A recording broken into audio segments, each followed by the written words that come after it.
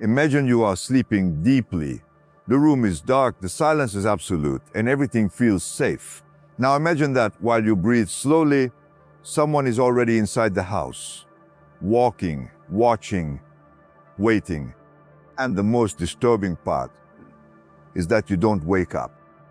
In the early hours of November 13th, 2022, in Moscow, a small and seemingly quiet college town in the state of Idaho, that scene stopped being imagination and became reality. Inside the house just off the University of Idaho campus, 4 students were asleep, completely vulnerable, with no idea they were about to become the center of one of the darkest cases in recent United States history. Kaylee Goncalves, Madison Morgan, Xana Knodel, Ethan Chapin, 4 names that night still carried plans, routines, unread messages, entire lives ahead of them. But in a matter of minutes, everything would be interrupted in a brutal, silent, and inexplicable way. Because what happened inside that house was not just a murder. It was something calculated, cold, almost surgical. An intruder entered while everyone was asleep. There was no warning, no real chance to defend themselves. And the most terrifying part of all is that 2 people were inside that same house and survived. They were there, breathing, just a few feet away from what was happening. And still, they didn't stop it, they didn't react, they didn't understand. How is that possible? That question began to spread just hours later, when the bodies were found stabbed in a scene that would shock even experienced investigators. But that would not be the only unanswered question. Because while the police rushed against time, trying to understand what had happened, something even more disturbing was growing behind it all. There were no clear signs of forced entry. There was no obvious connection between the victims and the killer. And there was no motive. And when a crime of this magnitude has no explanation, it becomes even more dangerous. But what no one knew at that moment is that while the city was trying to understand what happened that night, the person responsible was still out there, watching, in silence, and about to make a mistake that would change the course of the investigation forever. For weeks, it felt like the night had no end. The town of Moscow tried to move forward, but something invisible had settled over everything. Fear. Doors that were once left unlocked were now checked again and again. Lights stayed on longer. Sleep became lighter, because somewhere out there, the person who had walked into that house still existed. And no one knew why. Investigators faced a nightmare scenario. 4 victims, a brutal attack. No witnesses who could clearly explain what happened. No immediate suspect, and a community demanding answers that simply did not exist yet. Time passed slowly, painfully. Days turned into weeks, weeks into nearly 2 months, and the case began to feel like something even more dangerous than unsolved. It began to feel like it could remain that way. But behind the scenes, something was quietly taking shape. Detectives started building a timeline. Every movement, every camera, every possible detail that most people would overlook. And then a pattern began to emerge, not from a person, not from a confession, but from something far more subtle. A vehicle. Security cameras from around the neighborhood had captured glimpses of a white sedan driving near the house during the early hours of that morning. It didn't stay still. It circled, passed by, disappeared, and then returned again. At first, it was just another detail. But the more investigators looked at it, the more it refused to go away, because it didn't belong there. That car became a silent witness, one that didn't speak, but kept appearing in the exact place at the exact time when everything changed. And then came something even more precise, something almost invisible. A single object left behind at the scene. A knife sheath. It might have seemed insignificant to someone untrained, but for investigators, it was everything, because on that sheath, there was something the killer did not intend to leave behind. DNA. It was the kind of mistake that doesn't make noise, the kind that waits, that sits quietly until the moment it connects everything. And when it finally did, the silence that had protected the killer for weeks began to collapse, because that DNA didn't just exist on its own. It pointed somewhere, to someone, to a name that, until then, had nothing to do with the victims, nothing to do with that house, and nothing to do with Moscow. A man who was not part of their world, a man studying how criminals think. And as investigators followed that trail across states, across thousands of kilometers, they were getting closer to someone who had spent years trying to understand crime. But now, he was about to become the center of it, and what they would find next would make this case even more disturbing than anyone imagined. At first, the name meant nothing, Bryan Kohberger. It didn't echo through the media, it didn't connect to the victims, it didn't raise alarms, just another name in a country of millions. But as investigators dug deeper, that name started to feel wrong. Because Bryan Kohberger was not just anyone. He was a criminology PhD student. Someone who didn't just read about crime, he studied it, analyzed it, tried to understand what drives a person to cross that line from thought to action. And suddenly, the case took a darker turn, because this was no longer just about the killer. It was about someone who might have known exactly what he was doing. Kohberger was studying at Washington State University, just a short drive from Moscow, close enough to know the area, close enough to move without drawing attention, close enough to disappear into the night. But distance wasn't the most unsettling part. It was intention. Investigators began piecing together his movements, phone records, surveillance footage, patterns, and what they found didn't look random. It looked deliberate. His phone had been near the victim's house multiple times before the murders, late at night, quiet hours, moments when most people are asleep. But someone is watching, not once, not twice, repeatedly. That house wasn't chosen in a moment. It may have been chosen long before that night ever happened. And then came the night itself. In the hours leading up to the murders, his phone suddenly went dark. No signal, no location data, as if for a brief window in time, he simply disappeared. And when it came back on, the crime had already been committed. It was a gap, a silence, a missing piece of time that said more than any words ever could. But even with all of this, there was still something missing. A reason. Because nothing connected him to the victims. No friendships, no known conflicts, no visible link that could explain why those 4 lives were taken. It made no sense. And maybe that was the most terrifying part.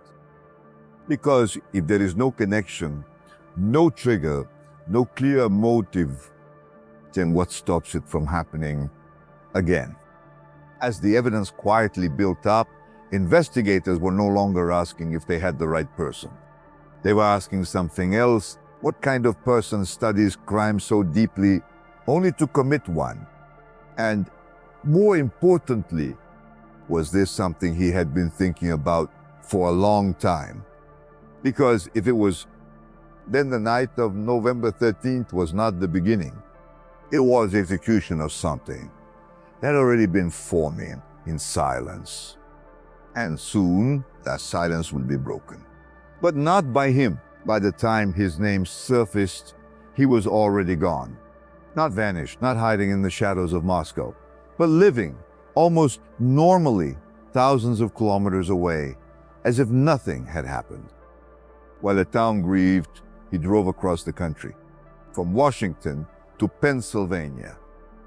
A long, quiet journey, the kind that gives someone time to think, time to replay every step, every decision, every mistake. And maybe to believe he had gotten away with it. But he hadn't, because while he was moving farther from the crime, the evidence was moving closer to him. Investigators had the DNA. They had the vehicle. They had the timeline. Now they needed to be sure, so they watched, quietly, patiently, without rushing. The kind of surveillance that doesn't announce itself, that waits for certainty, not suspicion. Agents tracked him across state lines, monitored his movements, observed his routine. Every detail mattered now, because this was no longer just an investigation. This was the final approach. And then something small happened, something that to most people would mean nothing.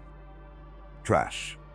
Outside his family home in Pennsylvania, investigators collected discarded items, something he had thrown away, something he believed was gone forever. But it wasn't, because inside that trash was the confirmation they needed. A DNA match. Silent, precise, irrefutable. The kind of evidence that doesn't argue. It simply points. And it pointed directly to him, Bryan Kohberger. At that moment, the distance between him and the crime no longer existed. There were no more unknowns, no more waiting. Only action. In the early hours of December 30th, 2022, while most people were asleep, law enforcement moved in. Just like that night in Moscow. Darkness, silence, no warning. But this time, he was the one being watched. Officers surrounded the house, entered, secured the scene, and within moments, the man who had studied crime was now in handcuffs. No resistance, no explanation, no visible panic. Just silence again. He was taken into custody over 4,000 kilometers away from where it all happened, a distance that now felt meaningless because no matter how far he went, the truth had followed him. And yet, even with an arrest, even with evidence, even with everything pointing in one direction, there was still something missing. Something that no DNA test, no camera, no investigation could provide. A reason. And as the world finally had a face to the crime, a new question began to grow. Not just what he did, but why he never tried to explain it. And soon, that silence would enter a courtroom where everyone would be waiting for answers that might never come. The moment everyone had been waiting for finally arrived. After months of investigation, after the arrest, after the evidence began to form a clear picture, Bryan Kohberger was brought into a courtroom, and for the first time, the world would hear from him. Or at least, that's what they expected. The room was heavy, not loud, not chaotic, just heavy, the kind of silence that carries pain, anger, and questions that refuse to fade. Families sat just meters away. People who had lost everything in a single night. People who had replayed that night over and over again, searching for something that made sense. They didn't just want justice, they wanted to understand. Why those four? Why that house? Why that night? And most importantly, why Kohberger sat there, still, controlled, almost detached from everything around him. No visible emotion, no reaction to the weight of what surrounded him. As if the gravity of that room didn't reach him. At one point, the judge asked a question that had been building for over 2 years. A simple question, direct, unavoidable. Are you pleading guilty? Because you are guilty. For a brief moment, everything seemed to stop. This was it. The moment where something could break, where something could slip, where the silence might finally crack. And then he answered, yes. No hesitation, no explanation, no visible struggle. Just one word. And with that single word, everything changed. Because this wasn't a trial anymore. There would be no dramatic confrontation, no long testimony, no unraveling of motives in front of the world. He had accepted it. 4 counts of first-degree murder. A plea deal that removed the possibility of the death penalty in exchange for something else. Life in prison. Forever. No appeals.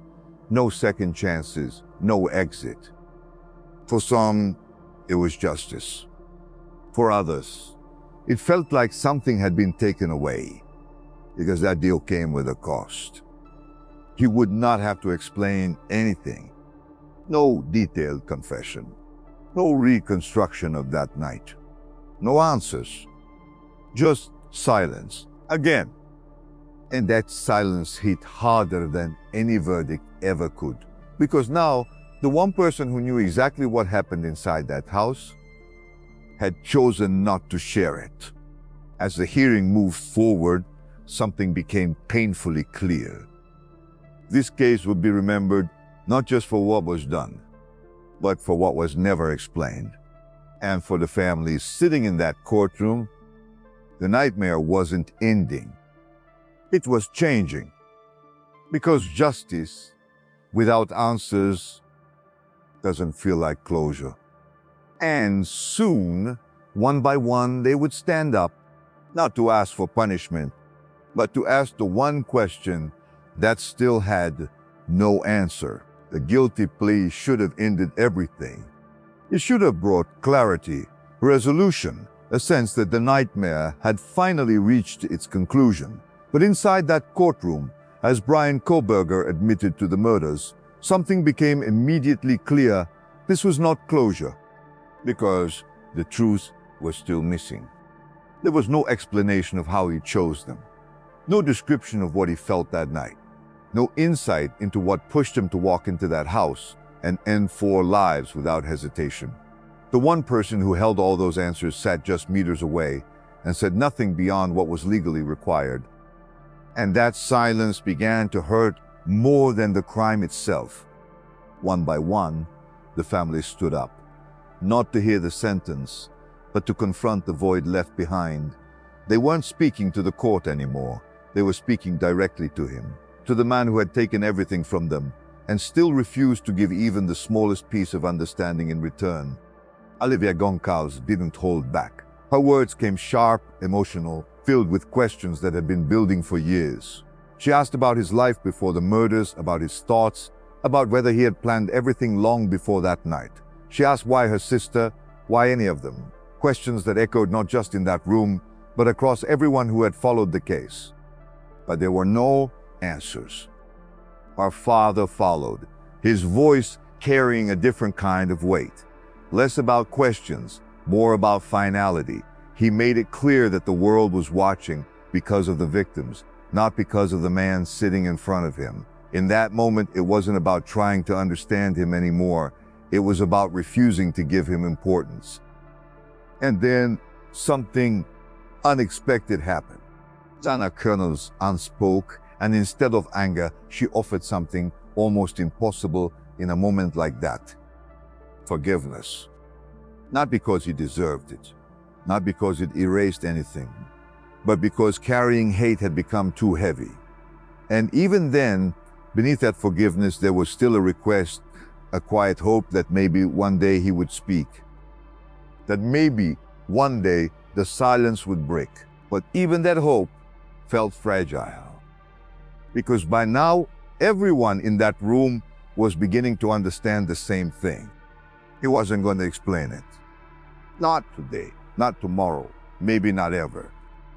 Even the investigators, the people trained to find patterns and reasons, had reached a point where logic stopped working.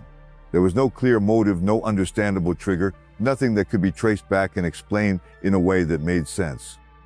And that created something even more disturbing than uncertainty. It created the possibility that there was no reason, at least none that anyone else could understand.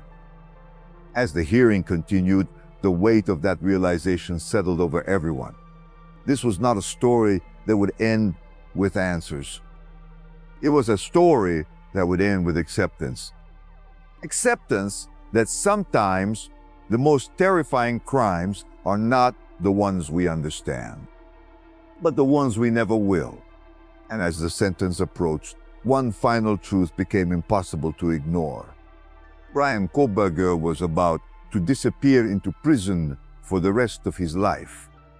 But the question he left behind would not disappear with him. By the time the sentence was delivered, the case seemed complete. The killer had been identified. The evidence had been confirmed. The outcome was final. 4 consecutive life sentences, no possibility of parole, no appeal, no way out. From the outside, it looked like justice had been served. But inside the courtroom, it didn't feel finished. Because something essential was still missing. A reason. Not a legal reason. Not something required to close the case. But something deeper, something human. The need to understand why 4 lives were taken in the middle of the night. Without warning, without connection, without mercy. And the truth was becoming harder to accept. There might not be an answer. Investigators had already admitted it. The lead detective, the prosecution, even behavioral experts who had seen cases far more complex, all pointed to the same unsettling possibility. Even if he spoke, it might not make sense. Because whatever existed inside his mind that night might only exist there. That realization changed everything. This was no longer just a case about violence. It became something more disturbing. A glimpse into something that doesn't follow logic, doesn't follow emotion, doesn't follow anything we can easily recognize. And that is what makes it dangerous. Because when a crime has no clear motive, no pattern we can trace, no explanation we can learn from, it removes the illusion of control. It forces a question no one wants to face. If this didn't happen for a reason we can understand, then what does that say about how it started? Inside the courtroom, that weight was impossible to ignore. The judge himself addressed it, acknowledging what everyone was thinking, but no one wanted to accept. He made it clear that continuing to chase the why might only give power to the one person who had already taken too much. Because the more people tried to understand him, the more attention he received. And maybe that was something he wanted. The prosecutor shared a similar view. He didn't believe anything Kohberger could say would bring truth or closure.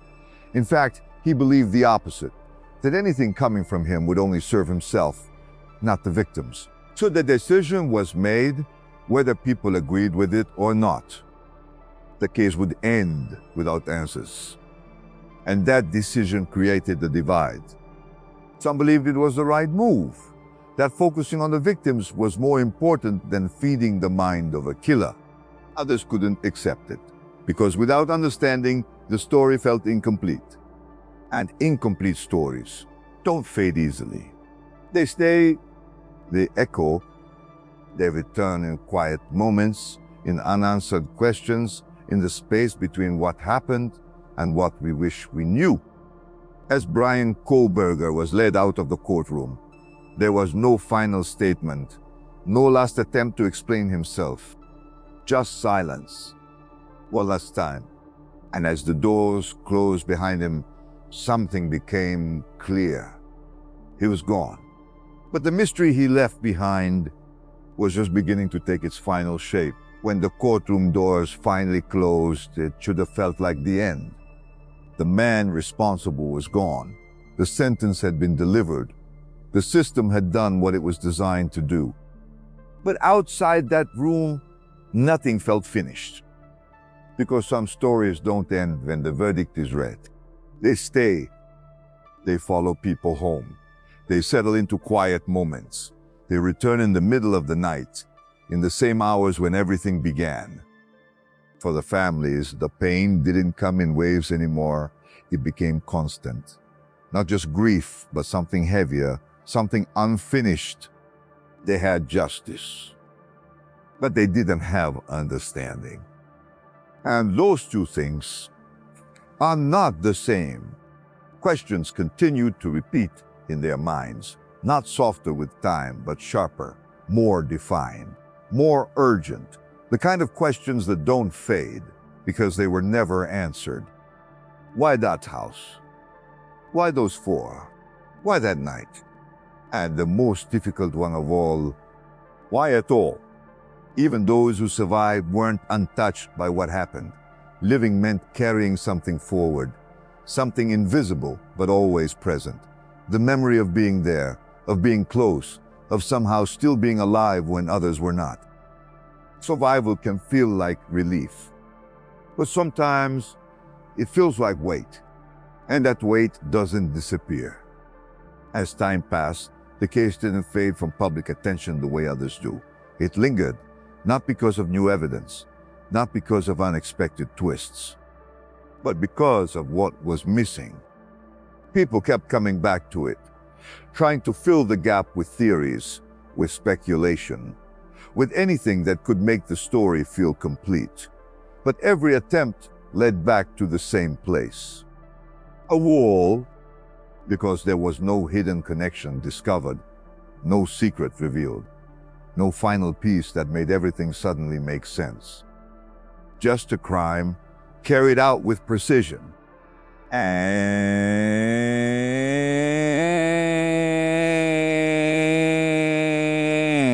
a man who refused to explain it. Even experts struggled. Profilers, investigators, psychologists, people trained to understand behavior, to identify patterns, to find meaning where others see chaos. And yet, here, meaning stayed out of reach. Some suggested control, others suggested obsession, but none of it could be confirmed. None of it could be proven. And without confirmation, they were just theories, nothing more. That uncertainty became part of the story itself, not just what happened, but what could never be explained. And that is what made it different, because most cases end with answers. This one ended with silence, a silence that didn't fade with time, a silence that didn't weaken, a silence that stayed exactly where it began, inside the mind of the one person who chose not to share it. And as the world slowly tried to move on, one question remained, stronger than ever. Not just who did it, not just how it happened, but whether some things are never meant to be understood. People kept searching for something that wasn't there, a hidden detail, a missed clue, a single moment that could suddenly make everything make sense. Because that's what we do. We try to organize chaos. We try to turn something brutal into something logical. But this case resisted that. Every timeline had been mapped, every movement tracked, every piece of evidence examined over and over again. There were no gaps left in the investigation, only in the explanation. And that difference matters, because solving a crime is not the same as understanding it. The world knew what happened inside that house. It knew how the killer entered, how the attack unfolded, how it ended, but none of that answered the question people kept coming back to. Why? And the more people tried to answer it, the further away it seemed. Some believe it had to be planned for a long time, that no one walks into a house and commits something like that without building it in their mind first. Others believed it could have been something sudden, a break, a moment where something inside him crossed a line that cannot be uncrossed. Both ideas felt possible, and neither could be proven. That uncertainty created something uncomfortable, because it meant there was no clear warning sign, no pattern that could be easily recognized and stopped before it happened. It challenged a belief most people hold without realizing it, that extreme acts come from obvious reasons. But what if they don't? What if sometimes There is no reason that fits into anything we understand. That thought is difficult to accept, not because it's complex, but because it removes the sense of safety that comes from believing everything has an explanation. Inside the courtroom, that idea had already been acknowledged. The judge himself suggested that continuing to chase the why might only give more attention to the one person who no longer deserved it. And maybe he was right. Because the more focus placed on the killer, the less remained on the victims. 4 lives that ended without warning. 4 stories that never reached their full chapter. Kaylee, Madison, Zana, Ethan. Names that should be remembered for who they were, not just how they died. And maybe that is where the focus needed to return. Not on the mind that refused to explain itself, but on the lives that were taken without explanation. Because in the end, the absence of a motive does not change what happened. It only changes how we carry it. And as time moves forward, one truth becomes harder to ignore. Some crimes are solved, some are understood, and some remain unfinished in a way that no verdict can fix. Time moves forward even when people don't feel ready for it. The headlines fade, the cameras disappear, the noise that once surrounded the case slowly dissolves into something quieter, something more distant. But for those who lived it, nothing truly ends. Because cases like this don't stay in the past. They exist in memory, in routine, in the empty spaces left behind by people who should still be here.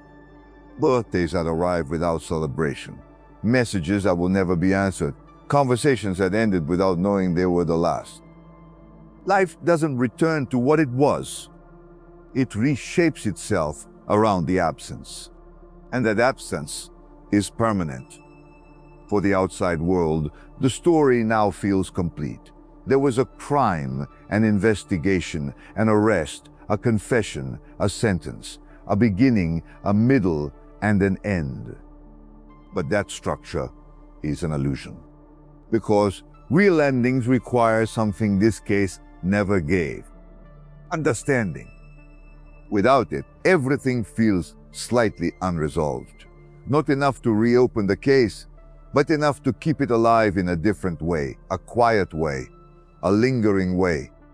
People still revisit it, not for new facts, but for the same unanswered question, as if repetition might somehow lead to clarity.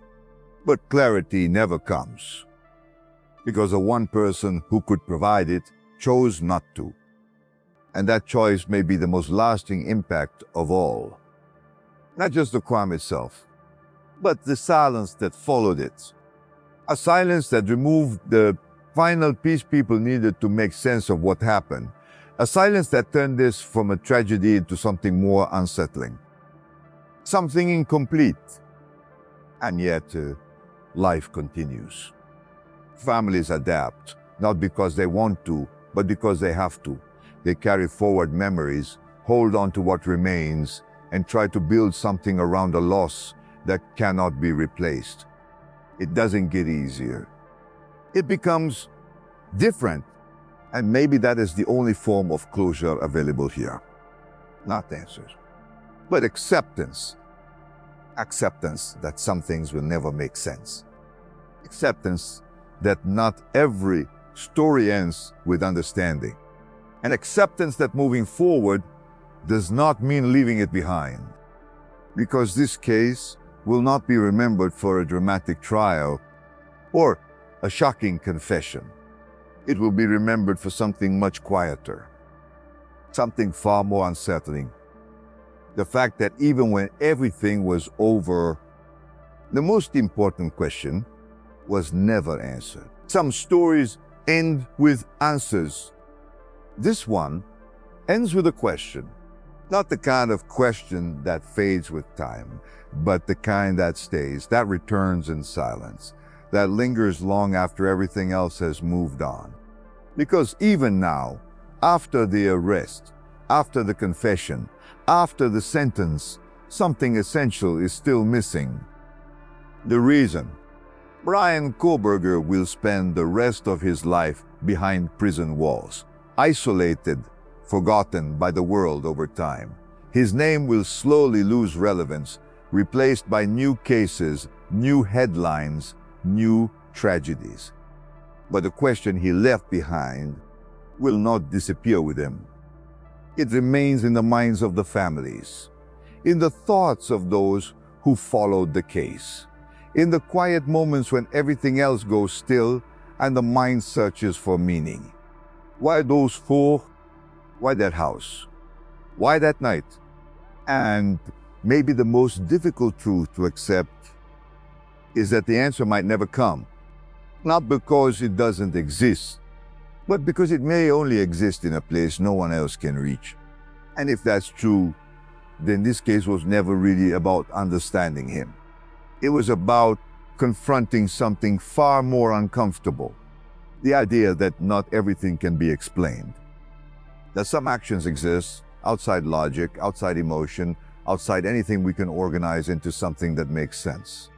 And that realization changes the way we see everything, because it forces us to let go of control, to accept that even when a crime is solved, it can still remain a mystery. So maybe the real ending isn't about him. Maybe it never was. Maybe it's about remembering the 4 lives that were taken too soon, the stories that stopped in the middle, the futures that were never lived. Kaylee, Madison, Zana, Ethan, they are the reason this story matters. Not the man who refused to explain it. And as we step away from this case, there is only one thing left to decide. What do we do with a story that has no answers? Do we keep searching, or do we learn to live with the silence? If this story made you think, if it stayed with you even for a moment, take a second to reflect and share your thoughts. Because sometimes the most important conversations start where the answers end.